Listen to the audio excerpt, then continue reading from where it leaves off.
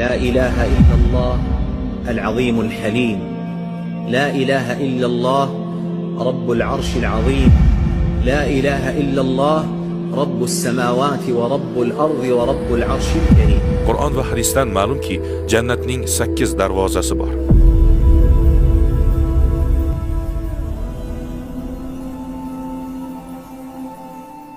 Odamlar amallariga qarab ulardan biridan yashadi.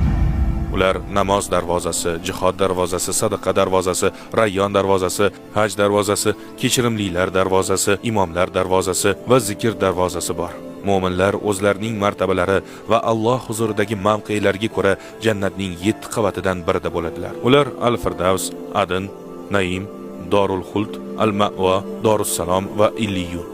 Xo'sh, agar jannatning darajalari har xil bo'lsa, unda qanday qilib eng yuqoridagi kishi eng pastdagi kishi bilan birga bo'lishi mumkin? Badiuzzamon Said Nursi buni payg'ambarimiz alayhissalomning hadisi bilan go'zal tarzda bayon qilgan. Kishi jannatda o'z rafiqi bilan bo'ladi.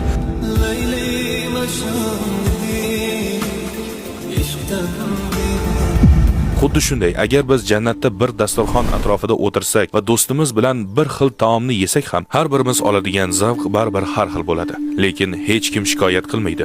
Hamma o'zida bor narsadan rozi bo'ladi. Hech kim yuqori martabada bo'lmaganidan xafa bo'lmaydi, chunki aytganimizdek, har qanday salbiy yoki xafa qiluvchi tuyg'u ularning qalbidan olib tashlanadi.